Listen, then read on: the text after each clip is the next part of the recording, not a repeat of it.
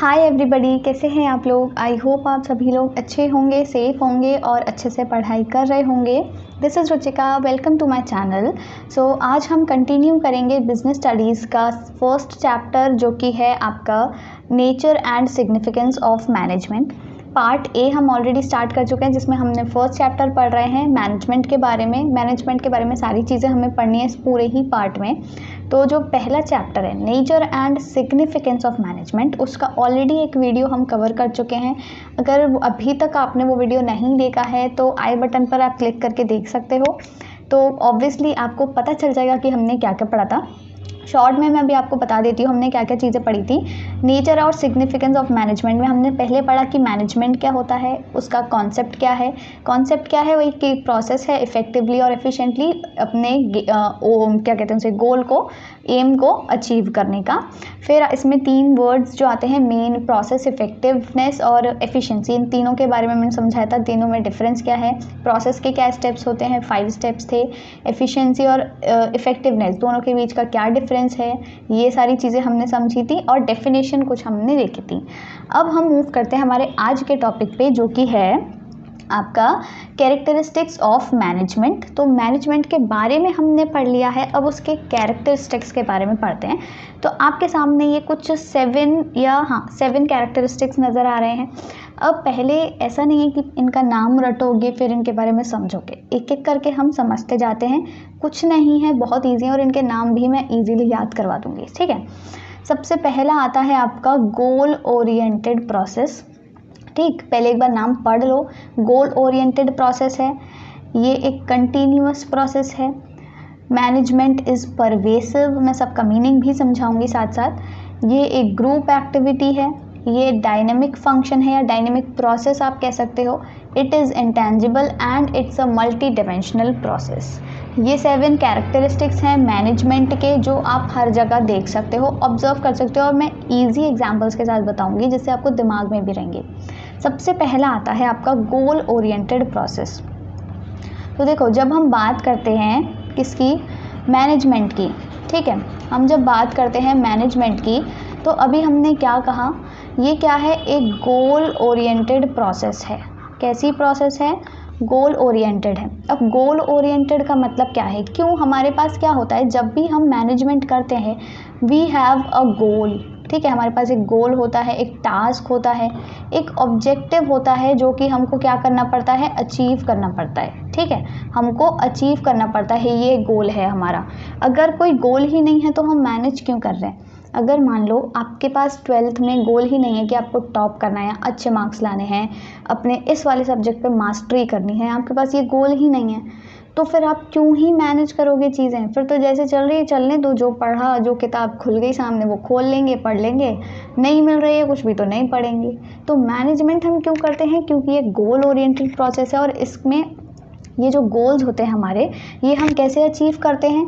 हमारे पास जितने भी लोग होते हैं, मैनेजमेंट में क्या होता है, जो भी इंडिविजुअल्स होते हैं अलग अलग, वो क्या करते हैं, अलग अलग एफ़र्ट्स करते हैं। अलग अलग इंडिविजुअल्स अलग अलग एफ़र्ट्स करते हैं और उन सभी एफ़र्ट्स को हम क्या करते हैं, कंबाइन करते हैं। जो मैनेजर होता है, हम नहीं, जो मैनेजर होता है वो क्या करता है, कंबाइन करता है। कंबाइन करके उनसे वो उनका अपना जो खुद का गोल है वो अचीव करवाता है। तो मैनेजमेंट क्या है, एक गोल ओरिएंटेड प्रोसेस है। और यहाँ पे हम क्या करते हैं, मैनेजर अपना गोल या टास्क है, जो भी उसका ऑब्जेक्टिव है वो अचीव करता है। किसके थ्रू, अलग अलग इंडिविजुअल्स जो भी एफर्ट कर रहे हैं उसके लिए वो काम करवाता है। मैंने बताया था ना, वो लोगों को डायरेक्ट करता है, कंट्रोल करता है, तो उनसे काम करवाता है। उनके अलग अलग एफर्ट्स को कंपाइल करके, कंबाइन करके वो अपना गोल अचीव करवाता है। इसीलिए मैनेजमेंट क्या है, एक गोल ओरिएंटेड प्रोसेस होता है, ठीक है। पहला तो हो गया आपका ये। दूसरा क्या था हमारे पास, it is a continuous process. अब मैनेजमेंट की जब बात आती है, ये तो हो गया पहला आपका first goal oriented process. Second आता है आपका कि ये क्या है, एक कंटिन्यूअस प्रोसेस है।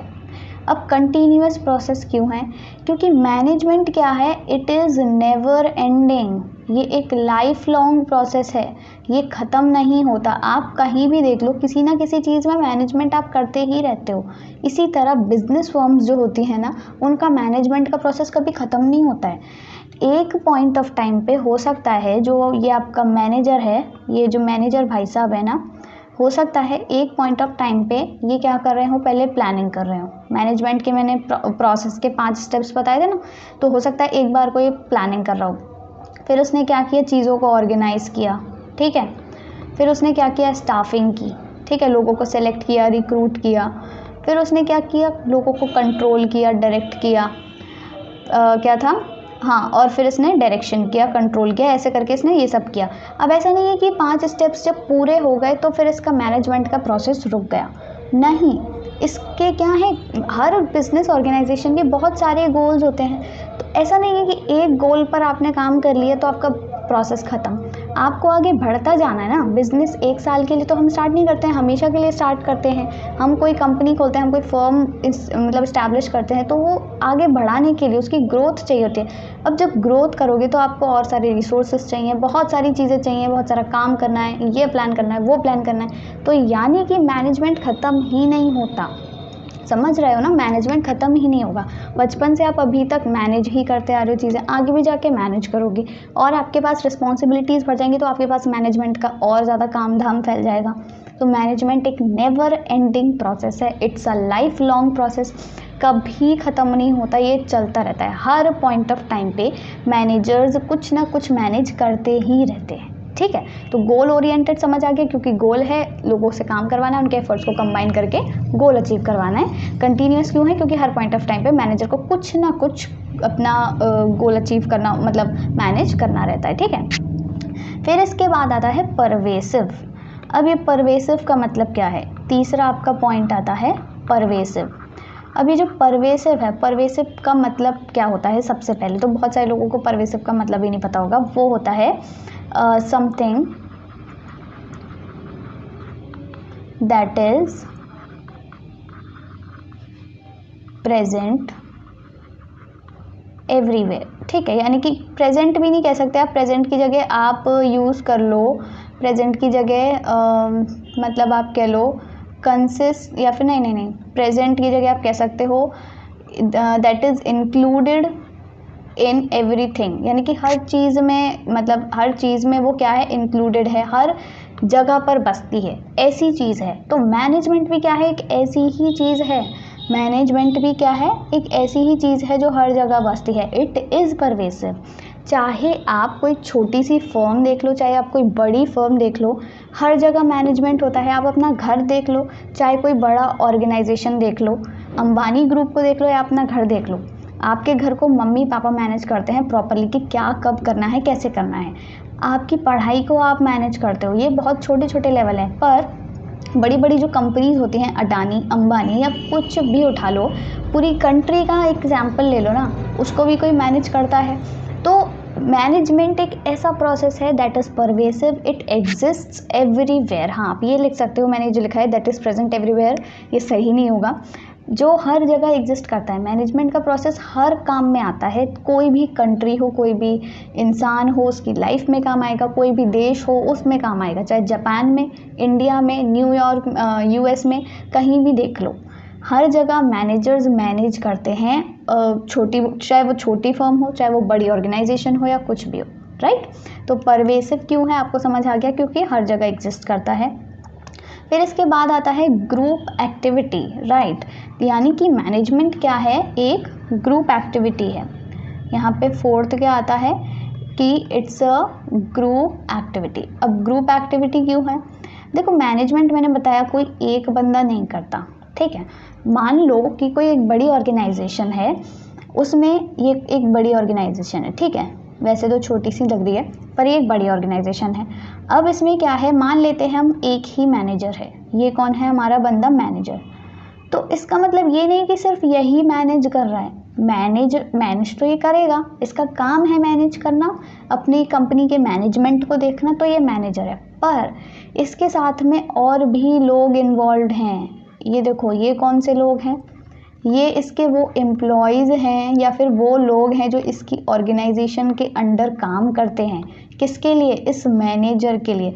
इन लोगों के थ्रू ही तो ये काम करवा पा रहा है। अगर मान लो ये लोग ही ना हों, ये लोग कहीं चले जाएं या ये लोग छोड़ दें, कंपनी सब छोड़ दें, खाली अकेला मैनेजर क्या ही कर लेगा, कुछ भी नहीं कर पाएगा। तो यानी कि मैनेजमेंट एक ग्रुप एक्टिविटी है, सबके एफर्ट्स को मिलाकर के मैनेजमेंट होता है, सबके काम को मिला के, सबकी जो भी सोच होती है, हर कोई कुछ ना कुछ आइडिया देता है, हर कोई कुछ ना कुछ इनोवेट करता है, कुछ नई चीज़ें करता है, उससे मैनेजमेंट होता है। और जो मैनेजमेंट का रिजल्ट होता है कि हमने ये चीज़ें मैनेज करी हैं, ये मैनेजमेंट है, इसका जो रिजल्ट होता है वो भी सब पे पड़ता है, इंडिविजुअली और मतलब कंबाइन करके भी, ग्रुप पर भी। तो मैनेजमेंट इसीलिए एक ग्रुप एक्टिविटी है क्योंकि हर कोई बंदा इसमें पार्टिसिपेट करता है, और मैनेजमेंट का रिजल्ट भी इंडिविजुअली सब पर पड़ता है और एज अ ग्रुप भी पूरे मतलब ग्रुप पर पड़ता है। तो मैनेजमेंट क्या है, ग्रुप एक्टिविटी है।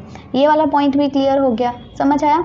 फिर इसके बाद आता है कि it's a dynamic function. Dynamic function की जगह आप प्रोसेस भी लिख सकते हो, नो प्रॉब्लम। तो ये क्या है, एक डायनामिक प्रोसेस है, यहाँ पे लिख लेते हैं। ये क्या है, एक डायनामिक प्रोसेस है। अब डायनामिक का मतलब क्या होता है, dynamic is something that is changeable, जो चेंज हो सकता है। ऐसी चीज़ें जो चेंज नहीं हो सकती हैं वो स्टैटिक कहलाती हैं। डायनेमिक का opposite, dynamic is something that is changeable, that can be changed. तो मैनेजमेंट ऐसा नहीं है कि आपने एक बार कुछ सोच लिया अब वो फिक्स्ड रहेगा, अब वो स्टैटिक रहेगा, नहीं, वो चेंज हो सकता है। मान लो आपने एक प्लान बनाया इस पूरे साल का कि मैं ये सब्जेक्ट्स पढ़ूंगा, इतने इतने ये सब्जेक्ट पे इतना ध्यान देना है, इतना टाइम स्पेंड करना है, इस पे थोड़ा कम करना है, इस पे ज़्यादा करना है। मान लो बाई चांस कुछ हो जाए, जैसे आपका मान लो फेवरेट सब्जेक्ट है इकोनॉमिक्स, आपकी उस पर बहुत अच्छी कमांड है, आपने सोचा है स्टार्टिंग में कि मैं इस पर कम ध्यान दूंगा, कम टाइम स्पेंड करना है। बाई चांस मान लो आपके इकोनॉमिक्स में बहुत कम मार्क्स आ जाएँ, या फिर आप ध्यान ना दे पाओ इतना, और बचा कुचा जितना भी पढ़ना था पढ़ ना पाओ, तो ऐसा तो है नहीं उसके बाद भी आप उस पर कम ही ध्यान दोगे, कम ही पढ़ोगे अगर आपके मार्क्स कम आ गए हैं जो मिड टर्म एग्ज़ाम होते हैं उसमें, ऐसा तो है नहीं है बाद में भी आप ना के बराबर ध्यान दोगे, नहीं। आप अपना प्लान चेंज कर दोगे, आप अपना टाइम टेबल चेंज कर दोगे, थोड़ा सा इकोनॉमिक्स का टाइम बढ़ा दोगे। यानी कि मैनेजमेंट एक ऐसा प्रोसेस है जो चेंज हो सकता है।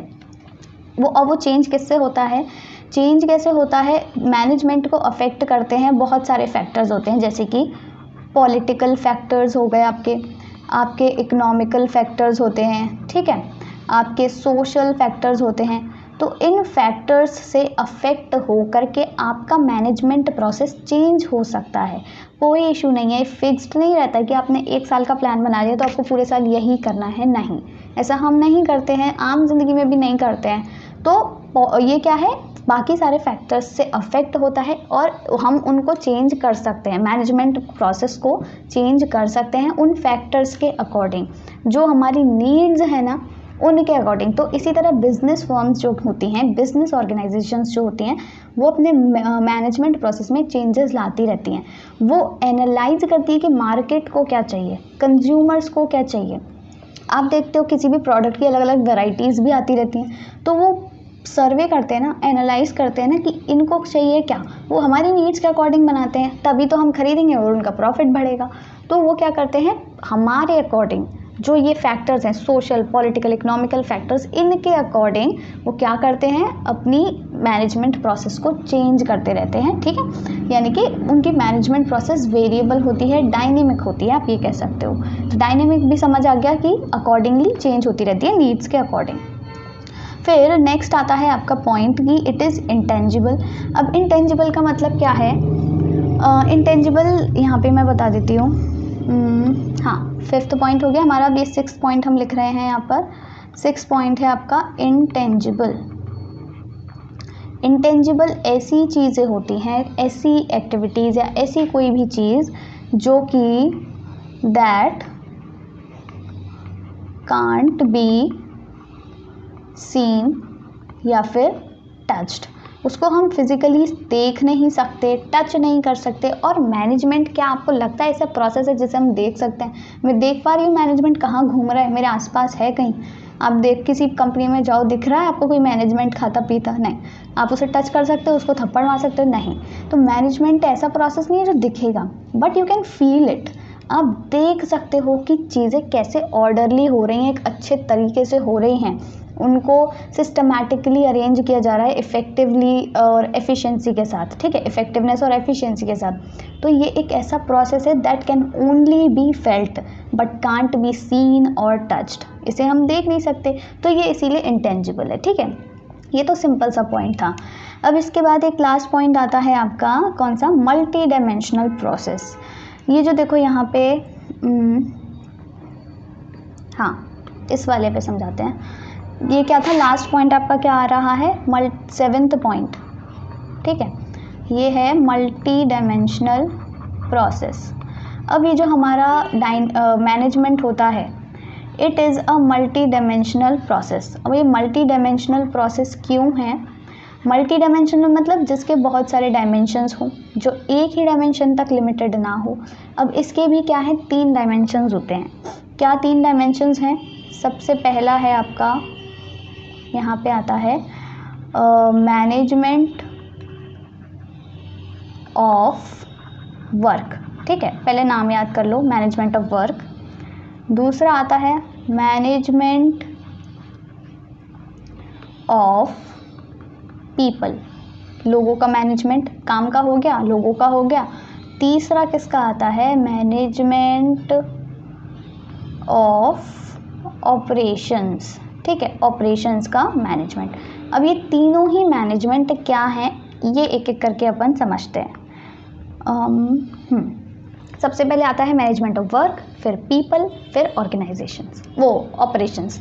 तो मैनेजमेंट ऑफ वर्क की जब हम बात करते हैं, मैनेजमेंट ऑफ वर्क में देखो क्या होता है, मैनेजर का काम क्या होता है, मैनेजर का काम क्या होता है, लोगों से, ये जो उसके एम्प्लॉयज़ हैं या फिर इंडिविजुअल्स हैं, उनसे क्या कराना, काम करवाना, उनको क्या करना, डायरेक्ट करना, ठीक है, उनको क्या करना है, कंट्रोल करना है। यानी कि काम कौन करेगा, काम का मैनेजमेंट होता है ना, काम को भी तो मैनेज करना है, सिर्फ लोगों को डायरेक्ट नहीं करना है कि लोगों को ही डायरेक्ट करता रहे, लोगों को ही अपना ज्ञान भाषण देता रहे, वो जो काम कर रहे हैं उसको भी मैनेज करना है। तो मैनेजमेंट ऑफ वर्क क्या होता है, किससे रिलेटेड है, जो भी आपके गोल्स हैं, मैनेजमेंट ऑफ वर्क किससे रिलेटेड है, जो भी आपके गोल्स हैं, जो भी आपके ऑब्जेक्टिव्स हैं, they are to be achieved, ठीक है, they are to be achieved. तो वर्क का मैनेजमेंट हम क्यों करते हैं, जिससे कि हम अपने गोल्स को, अपने ऑब्जेक्टिव्स को, अपने एम को अचीव कर पाएँ, इसीलिए हम करते हैं मैनेजमेंट ऑफ वर्क। अब जब बात आती है मैनेजमेंट ऑफ पीपल की, मैनेजमेंट ऑफ पीपल, इसमें क्या होता है, जो भी यहाँ तो हम अपने एम्प्लॉयज़ से काम करा रहे थे, अपने एम्प्लॉयज़ को डायरेक्ट कर रहे थे, कंट्रोल कर रहे थे और उनके काम को मैनेज कर रहे थे, यहाँ पर हम लोगों को मैनेज करेंगे, यानी कि हम यहाँ पर एम्प्लॉयज़ को मैनेज करेंगे। अब एम्प्लॉयज़ को कैसे मैनेज करेंगे, उनकी जो भी नीड्स होती हैं, जो भी उनकी वांट्स हैं, उनका ध्यान रखना ज़रूरी होता है। जब आप अपने लोगों का ही ध्यान नहीं रखोगे तो वो आपका ध्यान क्यों रखेंगे, वो आपका काम क्यों करेंगे, ठीक है। तो यहाँ पर पीपल को भी मैनेज करना पड़ता है। यहाँ पे भी 2 चीज़ें आती हैं, एक तो आप इंडिविजुअली सबकी नीड्स को सेटिस्फाई करो एज अ मैनेजर, क्योंकि आप सबके हेड पर हो, ठीक है, आप मैनेजर हो, आप हेड हो सबके, तो आप इंडिविजुअली सबकी नीड्स सेटिस्फाई करो, या फिर आप ग्रुप में सबको एज अ ग्रुप सबको ध्यान रखो, सबकी टेक केयर रखो। तो मैनेजमेंट ऑफ पीपल में हम क्या देखते हैं कि लोगों को मैनेज कैसे करना है, लोगों का ध्यान रखना, उनकी ज़रूरतों का ध्यान रखना। मान लो आपको ऐसे ऑफिस में काम कराने को बैठा दिया जाए, मतलब आपने कोई नई कंपनी ज्वाइन करी अपने जॉब के लिए और आपको एक ऐसा केबिन दे दिया जहाँ पर एसी नहीं है और इतनी गर्मी पड़ रही है मई जून वाली, तो आप उसमें काम कर पाओगे अच्छे से? नहीं। जब आप काम अच्छे से नहीं कर पाओगे यानी कि आप क्या करोगे, अपना 100% नहीं दे पाओगे, अपने पूरे एफर्ट्स नहीं लगा पाओगे। इससे क्या प्रॉब्लम होगी, जो मैनेजर गोल अचीव करवाना चाहता है, आपसे काम करवाना चाहता है, आप वो काम नहीं कर पा रहे हो, तो प्रॉब्लम अल्टीमेटली मैनेजर को ही होगी। मैनेजर जब काम नहीं करवा पाएगा तो कंपनी को लॉस होगा। तो इसीलिए हमको लोगों की, एम्प्लॉयज़ की, पीपल की जो नीड्स होती हैं उनको भी ध्यान रखना पड़ता है, जिससे कि वो हमको अपना 100% कंट्रीब्यूट करें और हमारी कंपनी, हमारी बिजनेस फर्म ग्रो करे। ये मकसद होता है किसका, पीपल के मैनेजमेंट का, लोगों के मैनेजमेंट का। तो management of people is equally important, ठीक है। ऐसे नहीं है कि लोगों को भाड़ में जान दो, बस उससे अपना काम करा लो। एक दिन काम करेगा कोई, वो दूसरे दिन छोड़ जाएगा, ऐसा होता है ना। तो ये ज़रूरी है मैनेजमेंट ऑफ पीपल। अब आता है मैनेजमेंट ऑफ ऑपरेशंस। तो ये किसके लिए होता है? मैनेजमेंट ऑफ वर्क, साथ साथ में मैनेजमेंट ऑफ पीपल, ये दोनों को मिला करके है। कैसे? देखो, लोग तो काम क्या करेंगे, यहाँ पे मैनेजमेंट ऑफ पीपल में क्या है? लोग हैं। यहाँ पर क्या है? काम है। तो काम कौन करेगा? लोग करेंगे। ये जो लोग हैं, पीपल, ये क्या करेंगे? काम करेंगे। पर ये करेंगे किसके थ्रू? ये किसके थ्रू करते हैं? ये ऑपरेशंस के थ्रू करेंगे। मतलब कोई ना कोई चीज़ तो होगी ना। जैसे अभी मैं ऑनलाइन पढ़ा रही हूँ तो मैं लैपटॉप के थ्रू पढ़ा रही हूँ, तो ये लैपटॉप क्या है? एक ऑपरेशन का हिस्सा है, तो मुझे इसे मैनेज करके रखना पड़ता है। तो यहाँ पे ऑपरेशंस में जैसे क्या आता है? बाइंग न्यू इनपुट्स, नए नए सामान तो खरीदो। अगर लोग हैं, लोग काम करने के लिए भी रेडी है, पर आपने सामान ही नहीं है आपके पास, तो वो लोग क्या काम करेंगे? आप क्या गोल अचीव कर पाओगे? कुछ नहीं कर पाओगे। नए इनपुट्स खरीदना और उनका एडवर्टीजमेंट करना, ठीक है, उनकी मार्केटिंग अच्छे से करना, ये सारी चीज़ें क्या आ जाती हैं? ये ऑपरेशंस में आती हैं। मतलब कैसे ये क्या है?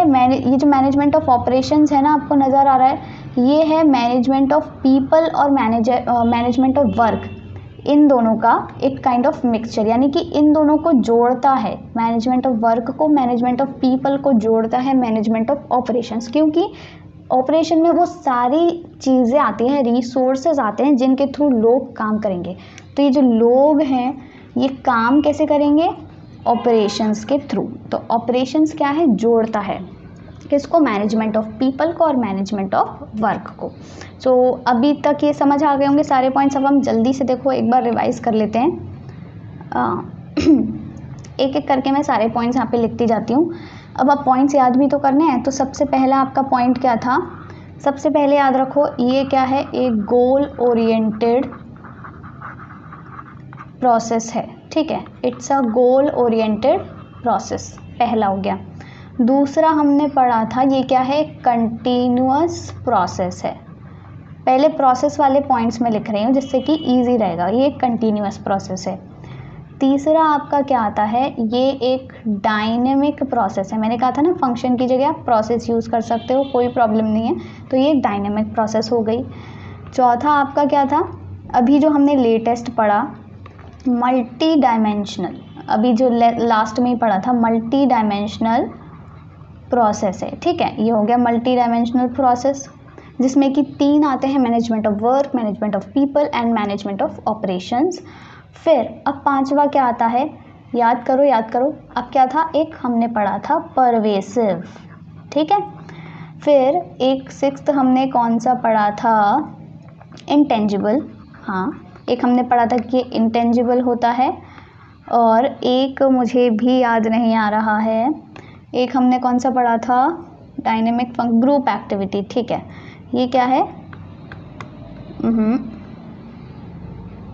हाँ, ये क्या है? एक ग्रुप एक्टिविटी है। तो ये 7 पॉइंट्स आपको याद रखने हैं, ठीक है। क्या है? ये एक ग्रुप एक्टिविटी है। अब एक बार जल्दी से रिकॉल कर लो, गोल ओरिएंटेड प्रोसेस क्यों है? क्योंकि इसका एक सर्टेन गोल होता है, मैनेजमेंट करने का टास्क होता है जो हमको अचीव करना है, और सारे एफर्ट्स, इंडिविजुअल्स के एफर्ट्स को मिला करके हम वो गोल अचीव करते हैं। कंटिन्यूअस क्यों है? क्योंकि हर टाइम पे चलता रहता है। ऐसा नहीं कि सारे स्टेप्स फुलफिल हो गए तो वो खत्म हो गए, हर पॉइंट ऑफ टाइम पे मैनेजर कुछ ना कुछ मैनेज करता है। डायनेमिक क्यों है? चेंज हो सकता है accordingly, political, social, economic factors जो अफेक्ट करते हैं उनके अकॉर्डिंगली चेंज हो सकता है, और कस्टमर्स या कंज्यूमर्स की नीड के अकॉर्डिंग हम चेंज कर सकते हैं अपने मैनेजमेंट को। मल्टी डायमेंशनल प्रोसेस क्या है? इसमें मैनेजमेंट ऑफ वर्क, पीपल और आपका ऑपरेशन आता है। मैनेजमेंट ऑफ वर्क मतलब लोगों के काम को मैनेज करना, पीपल मतलब लोगों की ज़रूरतों का ध्यान रखना, और ऑपरेशंस मतलब लोग कैसे काम करेंगे, किन चीज़ों से, जो रिसोर्सेज हैं, ऑपरेशंस हैं, उनका ध्यान रखना, उनको मैनेज करना। नेक्स्ट आता है परवेसिव। परवेसिव मतलब something that exists everywhere, literally everywhere. तो मैनेजमेंट हर जगह होता है, हर दुनिया के कोने में, हर छोटी से छोटी और बड़ी से बड़ी प्रोसेस में, छोटी से छोटी ऑर्गेनाइजेशन और बड़ी से बड़ी फर्म, या हर एक इंडिविजुअल की लाइफ में भी इवन, तो ये मैनेजमेंट का प्रोसेस एग्जिस्ट करता है। इंटेंजिबल है क्योंकि ये टच नहीं किया जा सकता, इसको ना देखा जा सकता है। It can only be felt. Group activity है क्योंकि इस पूरे अलग अलग जो लोग हैं इंडिविजुअली एफर्ट कर रहे हैं, काम कर रहे हैं, अपना कंट्रीब्यूशन दे रहे हैं, तो उनको मिलाकर के ग्रुप एज अ ग्रुप ये एक मतलब प्रोसेस है, और इसका जो इफ़ेक्ट होता है मैनेजमेंट का जो रिजल्ट होता है वो भी सब पे होता है, ठीक है। तो इसीलिए ग्रुप एक्टिविटी है। ये थे क्या कैरेक्टरिस्टिक्स ऑफ मैनेजमेंट। अब इसके बाद एक और टॉपिक आता है आपका, लेट मी सी कितना टाइम हो गया है, 25 मिनट हो गए, हाँ कोई बात नहीं, हम अभी ऑब्जेक्टिव्स भी कर लेते हैं, ठीक है। अब ऑब्जेक्टिव्स क्या होते हैं मैनेजमेंट के देखो ऑब्जेक्टिव्स की अगर हम बात करें तो ऑब्जेक्टिव्स क्या हैं, ऑब्जेक्टिव्स वो होते हैं जो कि हमको एंड तक ले जाते हैं, किसी भी हमारे गोल के, हमारे जो भी हमारा क्या कहते हैं आपका टास्क है उसके एंड तक ले जाते हैं। तो ऑब्जेक्टिव्स क्या हैं, ऑब्जेक्टिव्स आर द एंड्स, ठीक है, towards which the activities of an organization are directed. मतलब वो एंड है ऑब्जेक्टिव जहाँ पर एक्टिविटीज़ को हम डायरेक्ट करते हैं। हम कोई भी फलाना एक्टिविटी कर रहे हैं, ठीक है, जैसे अभी हम पढ़ रहे हैं तो हम इसको डायरेक्ट कर रहे हैं, हम ही तो कंट्रोल कर रहे हैं, हम डायरेक्ट कर रहे हैं, हम पढ़ने की एक्टिविटी को, आप पढ़ने की एक्टिविटी को और मैं पढ़ाने की एक्टिविटी को। तो इसका ऑब्जेक्टिव जो होता है वो एंड होता है, यानी कि इस एंड तक हमको ये कंटिन्यू रखनी होती है, आप ऐसे समझ लो। अब हर ऑर्गेनाइजेशन के, हर बिजनेस फर्म के कुछ ऑब्जेक्टिव्स होते हैं। वो क्या होते हैं, एक होता है आपका ऑर्गेनाइजेशनल ऑब्जेक्टिव, एक है आपका पर्सनल ऑब्जेक्टिव, एक है आपका सोशल ऑब्जेक्टिव। ये 3 ऑब्जेक्टिव्स होते हैं, ऑर्गेनाइजेशनल, सोशल, पर्सनल, ठीक है। ऐसे याद रख लो, आप कैसे याद रखोगे, SPO करके याद रख लो, सोशल, पर्सनल, ऑर्गेनाइजेशनल, SPO, हाँ ठीक है, सोशल, पर्सनल, ऑर्गेनाइजेशनल। एक और बार बोलोगे याद हो जाएगा, ठीक। अब इसके एक एक करके हम पढ़ते हैं कि क्या क्या होता है। सबसे पहले हम बात करेंगे ऑर्गेनाइजेशनल की। तो जब हम ऑर्गेनाइजेशनल से क्या समझते हैं, देखो ऑर्गेनाइजेशन जो टर्म है ऑर्गेनाइजेशन से रिलेटेड है, यानी कि जो आपकी बिजनेस फर्म है उसके क्या मेन ऑब्जेक्टिव्स हैं। तो अगर हम ऑर्गेनाइजेशन या किसी भी बिजनेस फर्म की बात करें तो हमने अभी तक पढ़ा था कि हर फर्म का एक मेन ऑब्जेक्टिव होता है प्रॉफिट मैक्सिमाइजेशन, पढ़ा था ना 11th में माइक्रो में। पर ऐसा नहीं है, उसका सिर्फ यही एक मेन मकसद नहीं होता, एक और ऑब्जेक्टिव होता है जो कि शायद थोड़ा ज़्यादा ही इम्पॉर्टेंट होता है, वो है आपका ग्रोथ एंड प्रॉस्पेरिटी। यानी कि ग्रोथ हो उसकी फर्म की और उसकी प्रॉस्पेरिटी बढ़े, उसका फेम बढ़े, उसकी जान पहचान हो, है ना। खाली प्रॉफिट मैक्सिमाइज करने से कुछ नहीं होता, ऐसे तो बहुत सारी छोटी मोटी कंपनियां हैं, पर जितनी ग्रोथ होगी, जितना लोग जानेंगे, जितना वो प्रॉस्पर करेगी, है ना, तो ये ज़्यादा इम्पॉर्टेंट होता है हर ऑर्गेनाइजेशन के लिए। अब उसके लिए 3 चीज़ें बहुत ज़रूरी होती हैं। वो 3 चीज़ें क्या हैं, survival, growth and profit. Survival, growth and profit, ठीक है। क्या पढ़ा हमने, ऑब्जेक्टिव्स होते हैं organizational, social and personal. SPO से याद रखो, सोशल, पर्सनल, ऑर्गेनाइजेशनल। ऑर्गेनाइजेशनल में 3 चीज़ें हैं जो हर फर्म को मतलब चाहिए टू अचीव ऑर्गेनाइजेशनल ऑब्जेक्टिव्स, और वो क्या है, सर्वाइवल, ग्रोथ एंड प्रॉफिट। अब सर्वाइव करना क्या होता है, सर्वाइवल क्या होता है, मतलब जीना, टिके रहना। अगर आपकी कोई रेस है, लेटेस्ट से आपकी कोई रेस है और आपके मम्मी पापा बोल रहे हैं हारना नहीं है, तेरे को सर्वाइव करना है वहाँ पर, ऐसा नहीं है कि हमारी नाक नीची कर दे, तो यानी कि आपको वो जो कंपटीशन है ना, आपका सबसे कंपटीशन हो रहा है, 10 लोग भाग रहे हैं, 10 में से एक आप भी हो, तो आपको सबसे कम्पीट करना है उस कट थ्रोट कंपटीशन में, टिके रहना है, सर्वाइव करना है। भले ही जीत ना पाओ बट सर्वाइव करना है, वहाँ पे टिके रहना है। तो यहाँ पे क्या होता है, ये जो कंपनी होती है, कोई भी फर्म होती है, वो क्या सोचती है कि वो इस कट थ्रोट कंपटीशन में सर्वाइव कर पाए, उसमें मतलब it tries to remain in that cut throat competition. कैसे करेगी वो, बाय कवरिंग कॉस्ट, कम से कम वो अपनी कॉस्ट तो कवर कर ले। मान लो उसकी कॉस्ट लग रही है क्या कहते हैं 80 रुपये, ठीक है, किसी भी चीज़ को बनाने में, और वो कमा रही है 100 रुपये उसको बेच के, यानी कि 20 रुपये का प्रॉफिट हो गया ना, तो वो ऑब्वियसली सर्वाइव कर पाएगी। मान लो पर वो 80 रुपये का लगा रही है और वो सिर्फ 50 रुपये ही कमा पा रही है, तो 30 रुपये का तो घाटा हो गया ना। अब वो सोचेंगे हम अपनी कॉस्ट ही कवर नहीं कर पा रहे। एक बार को वो 80 के बाद अगर 80 ही कमा रही होती वो तो भी टिकती, पर वो 80 के 50 ही कमा पा रही है। मान लो 80 के वो 79 ही कमा पाए, 1 रुपये का भी घाटा अगर हो रहा है तो वो अपनी कॉस्ट नहीं कवर कर पा रही है, तो वो ऑब्वियसली नहीं चाहेगी कि यहाँ पे टिकें। ठीक है, वो यहाँ पे टिकना नहीं चाहेगी। तो survival is very important for an organization to achieve its organizational objectives, यानी कि वो टिक पाए, अपनी ग्रोथ, अपनी ये क्या है यहाँ पे, ये जो ग्रोथ है और ये जो प्रॉस्पेरिटी है इसके लिए सर्वाइवल इज़ वेरी इंपॉर्टेंट। फिर आता है ग्रोथ। अब ग्रोथ कैसे होगी, आप ग्रो कैसे करते हो, जब आप नई नई एक्टिविटीज़ सीखते हो, नई नई चीज़ें सीखते हो, होता है ना।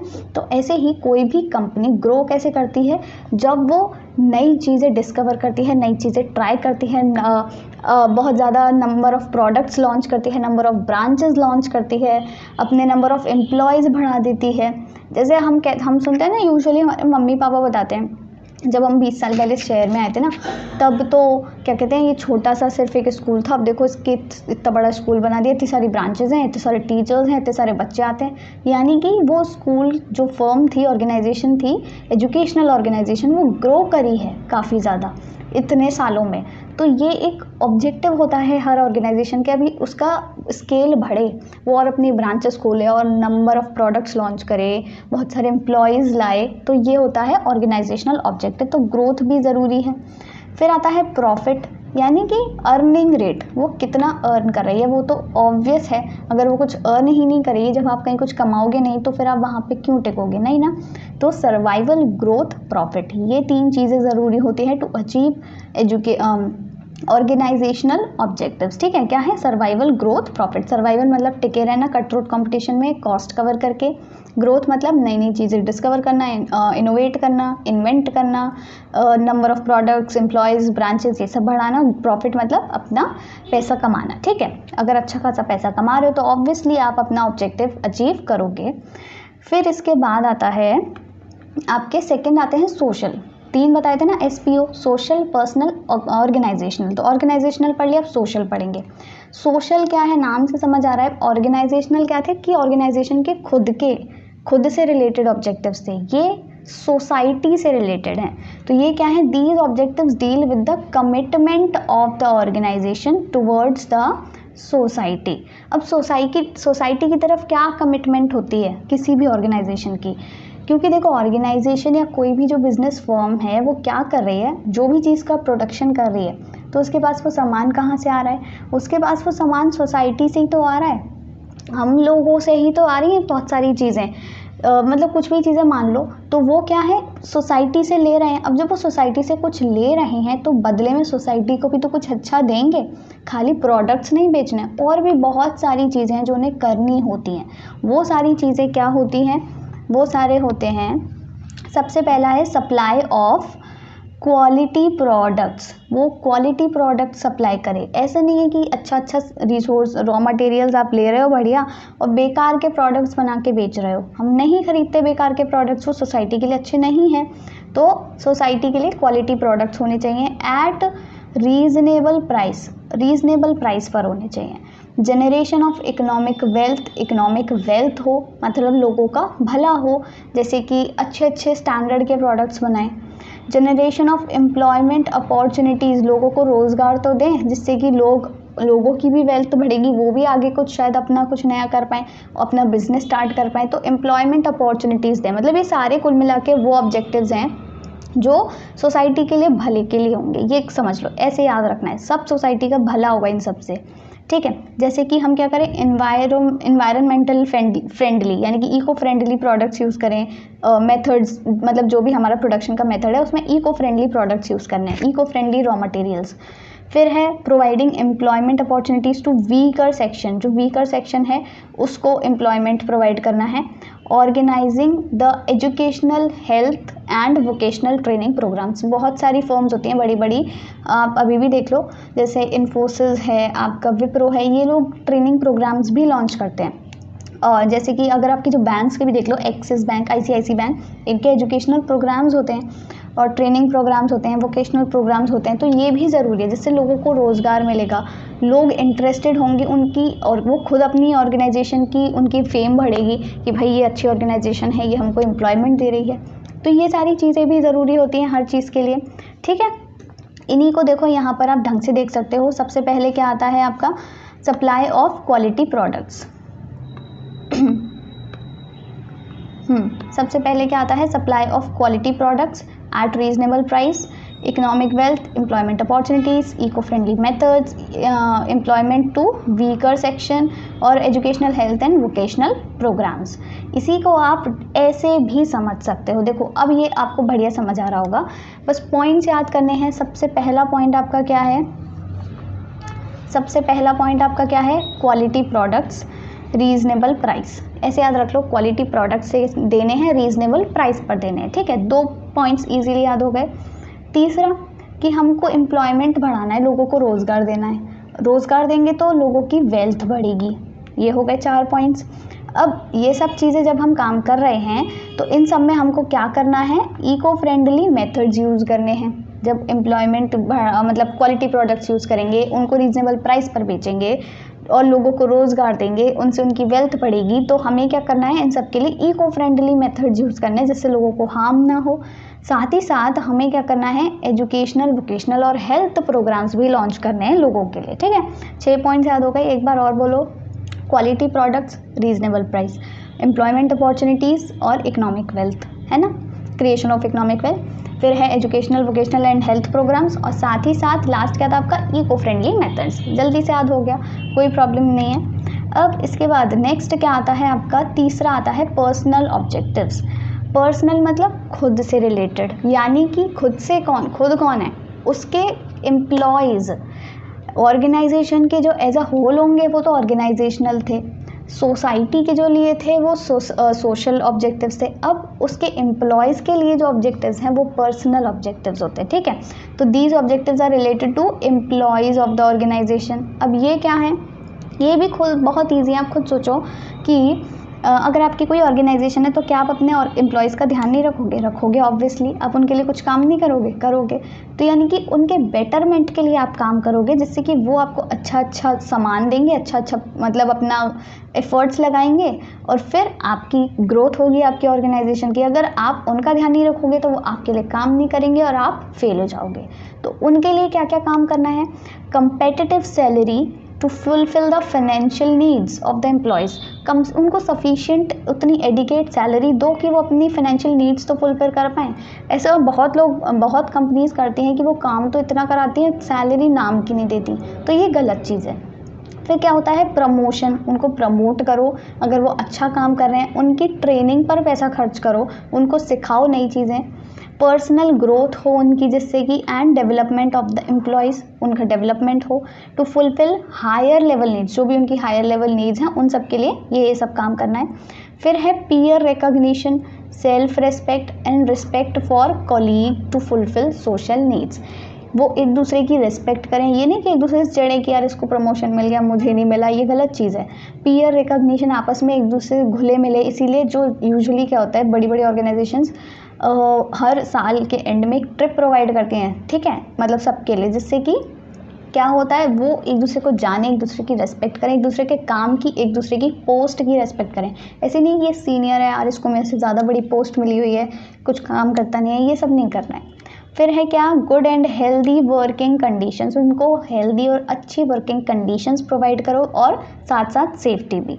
अगर आपने ऐसे केबिन में उसको पटक दिया कि वहाँ एसी नहीं है और मई जून जैसी गर्मी पड़ रही है, तो क्या आपके लिए वो काम कर पाएगा? नहीं, वो अपना 100% नहीं देगा और इससे आपकी ही जो गोल है वो अफेक्ट होगा, आप अपना गोल अचीव नहीं कर पाओगे, आपके ऑर्गेनाइजेशन का गोल अचीव नहीं होगा। तो ये भी ज़रूरी है। यानी कि क्या क्या ज़रूरी है? Competitive salary, promotion, training, personal growth, peer recognition, growth and good and healthy working conditions. ये सारी चीज़ें ज़रूरी हैं और इन्हीं को आप ऐसे इन पॉइंट्स में रट सकते हो, मतलब याद कर सकते हो। क्या है? एडिकेट सैलरी है, सबसे अच्छी सैलरी देनी है, उनको हेल्दी वर्किंग कंडीशंस देनी है, peer recognition, training and development पे पैसा खर्च करना है, सोशल रिकॉग्निशन। ठीक है, ये क्या हुआ? हाँ, सोशल रिकॉग्निशन। ये 5 पॉइंट्स हैं, ठीक है। अब इसी को एक बार हम देखो ऐसा करते हैं, रिवाइज कर लेते हैं। सबसे पहले क्या अभी तक हमने पढ़ा है? हमने पढ़े मैनेजमेंट के जो ऑब्जेक्टिव्स हैं, हमने जो पढ़ा कि मैनेजमेंट के जो ऑब्जेक्टिव्स हैं वो 3 तरह के ऑब्जेक्टिव्स होते हैं, ठीक है।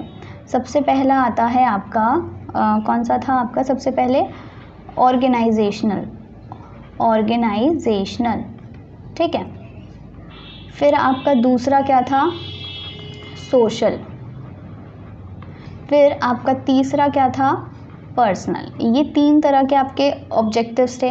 अब ऑर्गेनाइजेशनल मतलब ऑर्गेनाइजेशन को कैसे टिके रहना है, उसके लिए it needs survival, growth and profit. ठीक है, ये 3 चीज़ें चाहिए थी। वो ग्रो करे, अपना बिजनेस फैलाए, एक्सपेंड करे, सर्वाइव करे कट थ्रोट कंपटीशन में और प्रॉफिट अर्न करे। सोशल में क्या था, सोसाइटी के लिए क्या क्या करना है, मैंने सबसे पहले बताया था। सबसे पहले बनाने हैं हमको क्वालिटी के प्रोडक्ट्स। ठीक है, अच्छे क्वालिटी के प्रोडक्ट्स। फिर हमको उन्हीं प्रोडक्ट्स को क्या करना है, रीज़नेबल प्राइस पर बेचना है। ये हो गया। अब जब हम ये प्रोडक्ट्स बना रहे हैं तो इस क्या होगा, हमें इको फ्रेंडली मेथड यूज़ करने हैं, इको फ्रेंडली मेथड्स यूज़ करने हैं। फिर साथ ही साथ हमको क्या करना है, एम्प्लॉयमेंट प्रोवाइड करना है। हम क्या करेंगे, किसी से करवाएंगे तो सही काम, तो इससे क्या होगा, एम्प्लॉयमेंट हमको प्रोवाइड करना है। और साथ ही साथ उनकी इससे क्या बढ़ेगी, वेल्थ बढ़ेगी, इकोनॉमिक वेल्थ बढ़ेगी, वेल्थ का क्रिएशन होगा। और एक और पॉइंट था, आई गेस 6 पॉइंट्स थे। एक और आपका क्या था, आप क्या करोगे सोसाइटी के लिए, साथ साथ ट्रेनिंग प्रोग्राम्स। यस, आप अच्छे ट्रेनिंग प्रोग्राम्स लॉन्च करोगे, एजुकेशनल प्रोग्राम्स, वोकेशनल प्रोग्राम्स, ये सारी चीज़ें आपको लॉन्च करनी है। फिर पर्सनल में क्या आ जाता है आपका, अब पर्सनल में यानी कि एम्प्लॉयज़ के बारे में ध्यान रखना है। सबसे पहले तो उनको अच्छी खासी एडिकेट सैलरी देनी है। ठीक है, एडिकेट सैलरी देनी है उनको। गुड वर्किंग कंडीशंस या फिर हेल्दी वर्किंग कंडीशन आपको प्रोवाइड करनी है। ठीक है, गुड वर्किंग कंडीशन, ये हो गया। फिर इसके बाद क्या आता है, आपको पीयर रिकॉग्निशन चाहिए। ठीक है, मतलब वो एक दूसरे को पहचाने, एक दूसरे के काम की, एक दूसरे की रिस्पेक्ट करें। फिर इसके बाद क्या आता है, आपको उनकी ट्रेनिंग प्रोग्राम पे भी खर्च करना है।